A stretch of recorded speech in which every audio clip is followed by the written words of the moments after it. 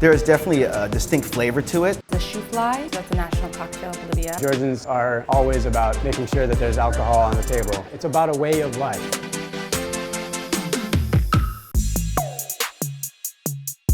So makgeolli, it's the oldest liquor that was produced in Korea. It's a sparkling rice wine that was made for the farmers. It's kind of the beverage that they had.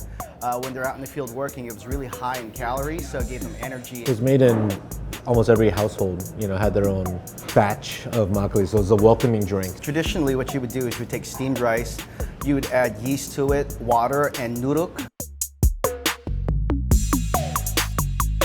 And what you do is you put that all together and allow that to brew for like maybe 2 to 3 weeks. I mean, honestly, it's not very hard to do. Again, this was done in everyone's home. Just like you would ferment your own kimchi at your house, you could also make your own makgeolli. With any type of home brewing, sterility is the key to make sure you have a really sterile environment, so you're not introducing any harmful bacteria to the process besides the natural bacteria that result from the fermentation process. It's a fun drink to drink with groups.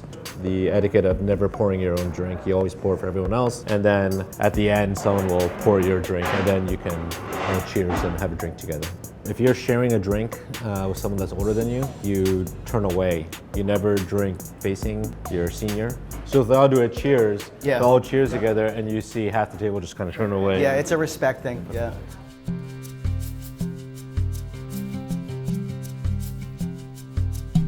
CHACHA in its most technical form is what's called a pomace brandy. When you make wine, you press grapes, and what's left over is what's called pomace, and that's grape skins, grape seeds, and then you take that and you separate it off the wine. And what you do is you then ferment that.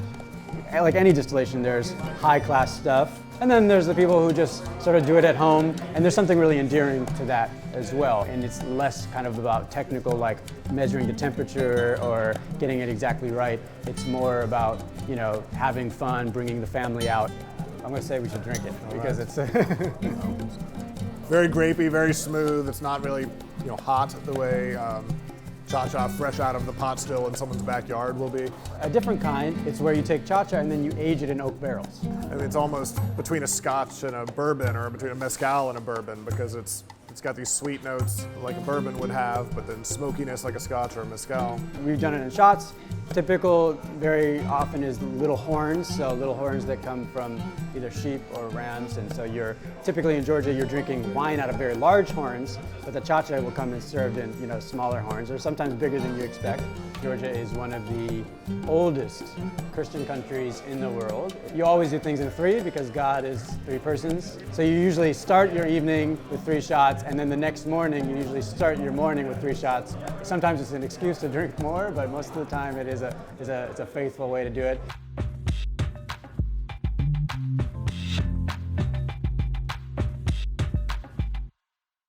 Singani is an unaged Bolivian brandy, so it's grape-based. It's essentially like distilling a wine, and the huge defining factor is that it's produced and grown. The grapes are grown all high altitude. And it's also exclusively Muscat of Alexandria grapes, and is known as being one of the most aromatic. The minimum elevation to call yourself Singani is 5,200 feet.